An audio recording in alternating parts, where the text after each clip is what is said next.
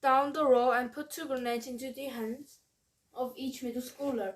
Hideki glanced at Takeshi and Katsumasa in disbelief. The IJA was giving them real grenades. Hideki accepted his two grenades. Each was cylindrical, like a drinking cup, and weighed about a pound.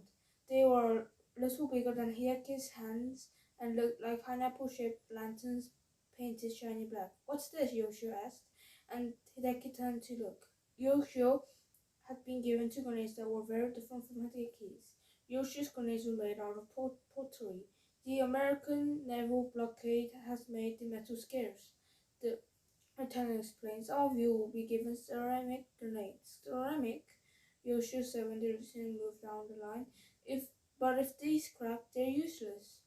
He glanced up, saw Hideki had been given two metal grenades, and quickly took them without asking, pushing his pottery grenades into Hideki's hands with a wolfish grin. Hideki wanted to complain, but he knew it was pointless and would only make things worse with Yoshio. Hideki examined the glazed brown pottery grenades he'd been stuck with. They were the size and shape of baseballs and much lighter than the real metal grenade. Inside the small rubber cap at the top, there was a match-like fuse and a little piece of rough wood. You activated the grenades by striking the fuse against the wood, but Hideki had no idea how fast the fuse burned and how long he would have before the grenades exploded. The complicated trigger distressed him, and the soft clink of the delicate pottery grenades against each other made him worried that they would crack or worse explode in his jacket pocket. "But if these grenades work," Hideki thought, "I can finally overcome my family's curse. I can prove to Lieutenant Colonel Zan and to Yoshio and to everyone that I really am brave, and I can make the Kaneshiro family fearless again." "One grenade is for the American monsters coming to kill your family," Sano told them, and Hideki looked up. Sano gaze swept down the row of boys until it stopped on Hideki, like he was talking to him alone. "Then, after you have killed as many Americans as you can," Sano added, "you are to use the other grenade to kill yourself." Ray, Operating Iceberg. Operation Iceberg, April 1, 1945. Private Ray Majors took a nervous peek over the side of the boat carrying him and his squad across the choppy waters and waves towards Okinawa.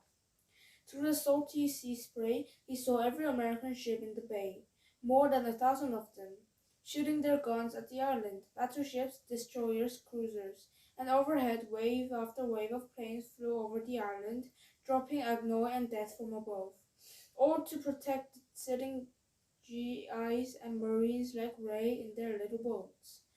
One of the battleship's big gun was so loud and so close that the boom rattled Ray's stomach. This was it, the real deal, the invasion of Okinawa. What the boss called Operation Iceberg, even though an iceberg wouldn't have survived 10 seconds in this blazing heat. It was Ray's first battle of the war, and it was a big one. It was all Ray could do not to pee his green pants.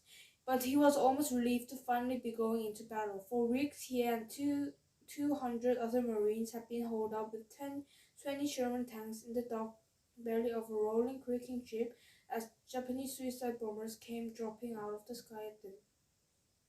As far as Ray was concerned, being trapped like a rat in the bottom of a ship was 10 times worse than being on deck and watching the Kamizakis come in.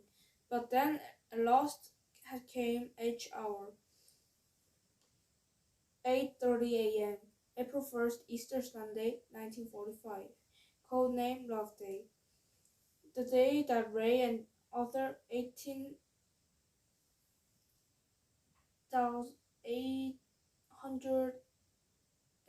183,000 American soldiers and Marines of the 10th Army finally boarded amphibious troop carriers and headed east towards the beaches of Okinawa. The fact that Love Day was also April Fool's Day had not been lost on a single one of them. When he enlisted the Marines a few months ago, Ray had never thought he'd end up on a boat 100 miles from Japan. He thought he would be sent to Europe, fight Hitler and the Nazis. But Allied forces had just freed France and crossed the Rhine River into Germany, and the end of the war in Europe was near. Everybody could sense it. But the war against Japan was far from over.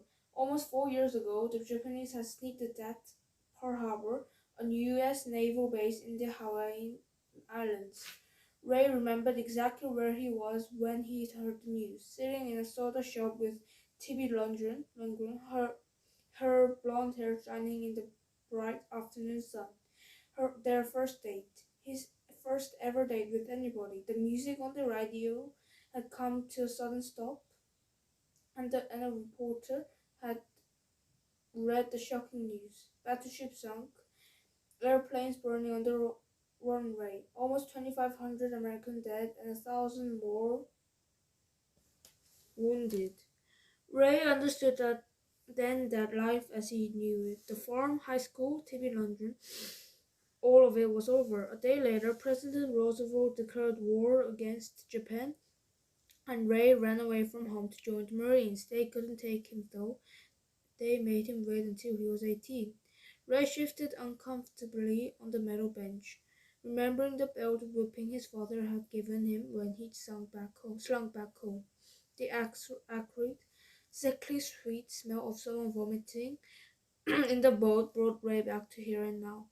The rocking of the boat made Ray feel sick too, and he went through the equipment back to distract himself.